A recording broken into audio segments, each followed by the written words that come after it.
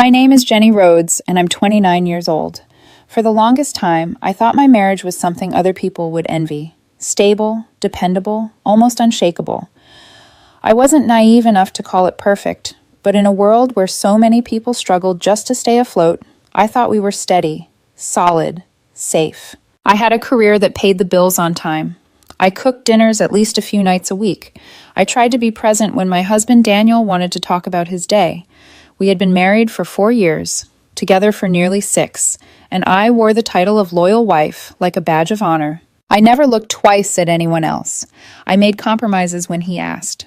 Once, I even turned down a job offer in another city so he could finish his training program here. At the time, he had squeezed my hand and told me I was the rock he could lean on. And I believed him. I believed that being someone's rock was a compliment. But over the years, that word, dependable, started to shift in tone. It no longer sounded like gratitude. It began to feel like an insult. It showed in the small things. If I suggested a weekend trip, he would sigh and say, "That sounds fine, but you're not exactly the adventurous type." When I bought tickets to a local play, he would roll his eyes and mutter, "You know I like upscale things more than that." He even began to take little jabs at my career. I'm not a CEO, but I make good money, and I've always been proud of the fact that we've never once had to stress over bills. Yet he would smirk and say things like, "You're lucky you don't care about ambition the way I do. Must be nice being satisfied with average." I told myself it was stress. I told myself it was exhaustion. I wanted to believe he still respected me, but his words began to feel like pinpricks on my skin, tiny, almost invisible wounds that still stung. And then there were the nights he glued himself to his phone. I'd walk into the room, and he'd tilt the screen away with a too casual, "Just TikTok, relax." But something in his posture, in the way his eyes flickered, told me it wasn't TikTok. The space between us grew wider, even when we were inches apart. Conversations shortened into fragments. Laughter became rare. Our silences stretched, cold and heavy, like a wall neither of us wanted to admit existed. One night, I tried to bridge that distance. I came home with his favorite takeout and a bottle of wine. I thought maybe we could eat, maybe watch something together like we used to. My heart ached for something simple, something familiar. He barely looked up from his phone. "I already ate with a friend after work." I forced a smile, even as my chest tightened. "Oh, maybe later then." "Maybe," he muttered, his thumb still scrolling. That night, lying next to him in bed, I stared at the ceiling and wondered when I had become invisible in my own marriage. The ceiling fan hummed above me, steady and indifferent, while he turned onto his side, the glow of his phone reflecting across his face. I thought about all the compromises I had made, the nights I stayed up late waiting for him, the opportunities I had set aside, the ways I had convinced myself that loyalty was enough to keep us whole. But deep down, a whisper began to form, quiet but relentless. What if you're not enough for him? What if you were never enough? And though I tried to silence it, I had no idea that whisper was about to become a roar. It was a Thursday evening when everything finally snapped. Daniel sat at the kitchen counter, his laptop open, fingers flying across the keys. I stood in the doorway for several minutes watching him. His face was tense, his brow furrowed in concentration, as though I were invisible. I cleared my throat softly. "Daniel, can we talk?" He didn't even glance up. "Not this again, Jenny. I'm busy." My hands tightened around the edge of the counter. "This isn't about nagging. I swallowed the lump in my throat. I feel like I'm losing you. I don't know what's happening between us anymore." Finally, he stopped typing, but instead of meeting me with concern, he groaned and rubbed his forehead like I was a burden. "God, Jenny, you always overthink everything. Can't you just let it be?" The words stung, but I pressed on. "No, not this time. I'm serious, Daniel. You barely talk to me anymore. You're always on your phone. You don't even look at me when I walk into a room. What happened? Did I do something? Did I miss something?" For a moment, I thought he would brush me off again. But then he laughed. Not the kind of laugh that warms a room. Not even the kind that hides nervousness. No, this was sharp, dismissive. The kind that cut straight to the bone. "You really don't get it, do you?" I blinked, my chest tightened. "Get what?" He slammed the laptop shut and looked at me with a smirk I'll never forget. A smirk that said he was superior, that I was naive. "You're basically my practice wife." The air left my lungs. For a heartbeat, I thought I had misheard. "What did you just say?" His voice didn't waver. "Practice. That's all this is. I'll know what I want when I find better. You're good, safe, dependable, but you're not it. You're what people settle for when they're figuring things out." My whole body went cold. The room tilted. Practice. The word echoed in my skull, bouncing around until it hollowed me out from the inside. I wanted to scream, to throw the wine bottle sitting on the counter, to demand how he could say that after everything I had given up for him. But I didn't. Instead, I just stood there, frozen. My jaw clenched so hard I thought it might crack. My stomach sank like a stone. Silence stretched between us, heavy and suffocating. Daniel rolled his eyes, as if my stillness bored him. He reopened his laptop and began typing again, dismissing me entirely. As though the words he had just spoken weren't a knife through my chest, but a casual comment, something to toss aside and forget. But I couldn't forget. I knew in that moment that something in me had broken, not in a loud, fiery way people imagine when a marriage ends. No plates shattered, no voices rose. It was quieter than that. It was the kind of breaking that comes with clarity. He had just told me exactly who he was, and I would be a fool to pretend I hadn't heard it. That night, I lay beside him in bed. He scrolled through his phone, the glow reflecting on his face, his fingers tapping lazily at the screen. I stared at the ceiling. My eyes burned, but no tears fell. Every time I closed my eyes, I heard the word again. Practice. It wasn't just cruel, it was the truth leaking out. The kind of truth you only reveal when you've already convinced yourself of it. By morning, I knew what I had to do. The morning after Daniel called me his practice wife, something inside me had shifted. I didn't explode. I didn't beg him to take it back. I simply moved forward. While he showered, I sat at the kitchen table with my phone and called a lawyer I knew through a mutual friend. By lunch, I already had an appointment scheduled. Walking into that law office felt surreal, like stepping into a parallel version of my own life.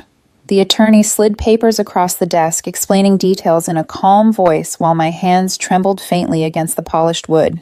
Divorce. I signed where I needed to, my pen scratching against the paper like thunder in the quiet office. My chest was tight, but beneath it there was something else, something I hadn't felt in months. Clarity. That night, I drove home with the papers folded neatly in a folder on the passenger seat. I didn't cry. I didn't even listen to music. The silence itself felt like an answer. When I walked into the house, Daniel was on the couch, scrolling his phone again, a smirk tugging at his lips. He didn't even look up. I held the papers against my chest, feeling the weight of them. Then, slowly, I set them down on the kitchen counter. "What's this?" he asked, frowning as he flipped the folder open. I met his eyes, steady. "Divorce papers." His head snapped up. "You're kidding." "No," my voice didn't shake. "I'm not." He laughed, a sharp, nervous sound. "You can't be serious. Over one argument? Over something I said when I was frustrated?" I crossed my arms, grounding myself. "You didn't call me your practice wife by accident, Daniel. You meant it." His face faltered, just for a moment. Then he scoffed, leaning back. I was angry. People say things they don't mean. "No," I countered softly. "People say things they'd never admit otherwise when they're angry. And you admitted everything." He pushed up from his couch, his posture bristling with false confidence. "You're being dramatic. Every couple fights. You think throwing away a marriage over one slip-up is reasonable?" I stared at him, silence stretching like glass between us. Finally, I said, "Couples fight, but couples don't call each other disposable placeholders. You showed me exactly how little I mean to you. I won't stay and wait for you to find better." His jaw tightened.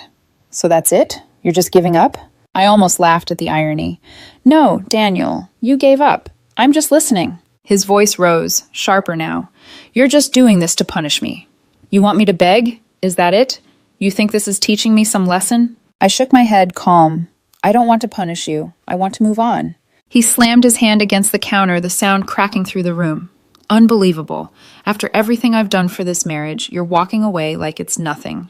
My eyes flicked to the papers between us. "You said it yourself. To you, this marriage is nothing. Practice. So let's stop pretending." For the first time since I'd known him, Daniel didn't have a quick comeback. His mouth opened, then closed again. His eyes flickered with something I couldn't name. Fear, maybe, or regret. I didn't wait to find out. I picked up my jacket, slung it over my shoulder, and walked toward the door. Behind me, his voice cracked. "You're making a mistake." I paused in the doorway, turned back once, and said, "No, Daniel. For the first time in years, I'm not." And then I left. That week blurred into a series of logistics, meetings with the lawyer, splitting accounts, canceling the joint credit card. I moved into a small rental, the kind of place that was quiet enough to let me breathe.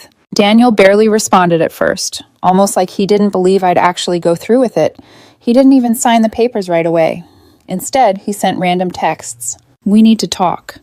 This is stupid. Just come home and we'll figure it out." I didn't answer. The silence between us grew louder than any words, and strangely, for the first time in years, I felt calm. The first morning in my rental apartment, I woke up to silence. No passive-aggressive sighs. No glow of a phone screen illuminating the other side of the bed. Just quiet. I brewed coffee in a small pot that sputtered and hissed, filling the air with a rich aroma. For the first time in a long time, I realized how much I had missed the sound of my own breath without tension pressing against it. Life was simple, stripped down to essentials, but it was mine. Daniel, however, seemed to sprint in the opposite direction. Within days, his social media exploded. Rooftop bars, expensive restaurants, dinners with a woman whose face never fully appeared in the frame, though her manicured hand and glittering jewelry gave her away. A friend of mine, Melissa, texted me one night, "Have you seen his Instagram lately?" I hadn't. I unfollowed him the day I filed, but curiosity tugged at me. I opened his profile and scrolled. There he was, grinning with a champagne glass in hand. New clothes, new watch, new woman. He hadn't posted a picture of me in months, but suddenly he was documenting everything. It should have hurt. It didn't. If anything, it confirmed what I already knew. I had been nothing more than a placeholder. A convenient warm-up round while he searched for something shinier. So I stopped looking. Instead, I turned inward. I picked up running again, lacing my shoes and pounding the pavement until the night air filled my lungs. I reconnected with friends I had let drift during my marriage. I signed up for evening pottery classes, the cool clay grounding me in a way I hadn't expected. Piece by piece, I was stitching myself back together. And then, a few months later, Melissa called me, her voice bubbling with disbelief. "Jenny, you're not going to believe this." I was halfway through cooking dinner. "What now?" "That woman Daniel's been parading around?" Turns out she was already engaged. He was just her side project. Apparently she dumped him at some bar last weekend, threw a drink in his face, screamed at him in front of everyone. I froze with the wooden spoon in my hand. Engaged? Yep. All this time he was bragging about her, and she was never his to begin with. It's poetic, honestly. Poetic, predictable. I leaned against the counter, absorbing it. But strangely, I didn't gloat. I didn't text him. Didn't feel the urge to rub salt in the wound. All I felt was relief, because for once, this wasn't my mess anymore. The shift was obvious. Almost overnight, Daniel's highlight reel dried up. No more rooftop dinners, no more champagne selfies. Instead, his stories became vague quotes about betrayal and heartbreak. Some people aren't who they pretend to be. Never trust someone who says you're the only one. The same friends who used to defend him began to change their tune. "He's kind of unbearable lately," one admitted. Like, he thought he upgraded, and now he's just bitter. I kept my mouth shut, sipping my tea, feeling an almost serene detachment. Because for the first time, his downfall wasn't tethered to me. It was his own, and I was free. It started with a text. "Hey, stranger, how are you?" I stared at the screen, thumb hovering. Then I set the phone face down on the table. No reply. A day later, "I miss you. Can we talk?"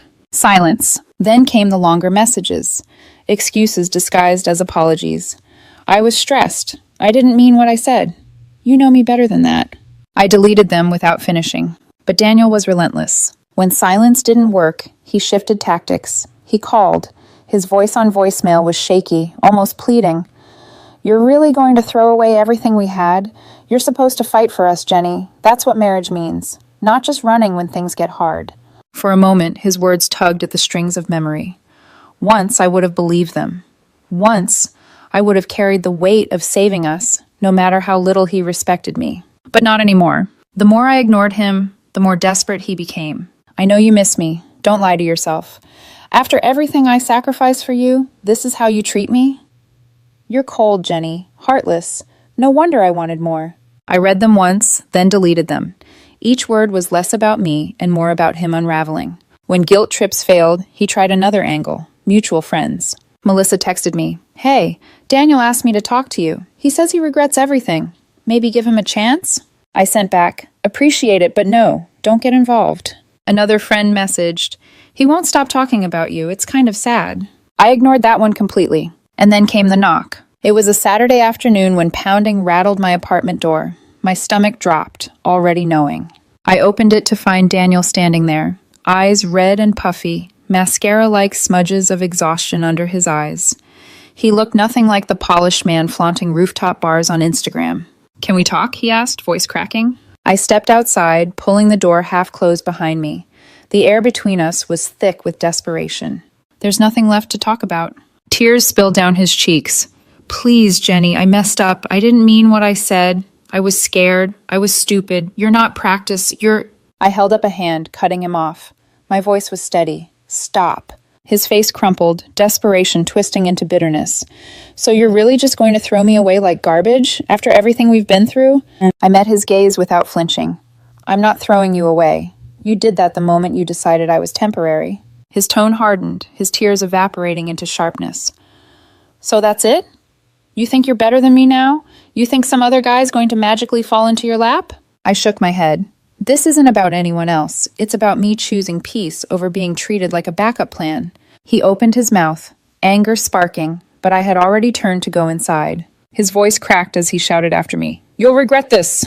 But even as the words echoed down the hallway, I knew I never would. Months passed. Seasons shifted. My life settled into something steady, something simple, something mine. I didn't expect to see Daniel again, not really. But fate has a strange sense of humor. It was at a mutual friend's wedding. The hall glittered with string lights, music thumping as laughter spilled across the dance floor. I was mid-conversation with Melissa when I felt the weight of someone's gaze. I turned, and there he was. Daniel. He looked smaller somehow. His once polished charm had dulled. His shoulders slumped, and for the first time he wasn't surrounded by admirers. He was alone, sitting at a table, scrolling his phone like a man desperate for distraction. When his eyes met mine, he froze. Then, quickly, he stood, straightening his jacket as though he could piece himself back together in a heartbeat. He plastered on a smile that didn't reach his eyes. "Hey." His voice was soft, almost like nothing had ever happened. "You look good." I nodded politely. "Thanks." He shifted, fidgeting with the edge of his cuff. "Can we talk? Just for a minute." I sighed, but followed him toward the edge of the room, away from the crowd. The music dimmed in the distance, leaving us in a bubble of silence. He took a shaky breath. I wanted to say I'm sorry, for everything. I was stupid. I thought I wanted more, but all I found was people who didn't care about me. You were the only one who ever actually loved me." His words hung between us, heavy. I studied him, noticing the lines on his face, the hollowness in his eyes. Finally, I spoke. "Daniel, you told me I was practice. Practice is something you throw away when you're done with it. That's how you saw me, and once you said it out loud, there was no going back." His eyes brimmed with tears, but I didn't mean it. "Yes, you did." My voice was calm, steady. "Maybe not in the exact words, but you meant it enough to let it slip, and it showed me exactly where I stood with you. I believed you then. I believe you now." He shook his head desperately. "But I've changed. I get it now. Please, Jenny, just give me another chance." A quiet laugh escaped me. Not cruel, just final. "Another chance to be someone's warm-up round?" "No, Daniel, I'm not practice anymore." His face twisted, shifting from pleading to furious. "You're cold, heartless. You'll never find someone who puts up with you the way I did." I smiled faintly. "Good. I don't want someone who just puts up with me. I want someone who values me. And that person sure as hell isn't you." For a second, I thought he might lash out. Instead, he turned sharply on his heel and stormed out of the hall, his footsteps echoing. I exhaled slowly, the weight of years lifting from my shoulders. I walked back to my table, ordered another drink, and watched the bride and groom laugh together on the dance floor. And for the first time in a long time, I felt completely free. Thank you for listening to my story. If you enjoyed it, don't forget to like, share, and subscribe.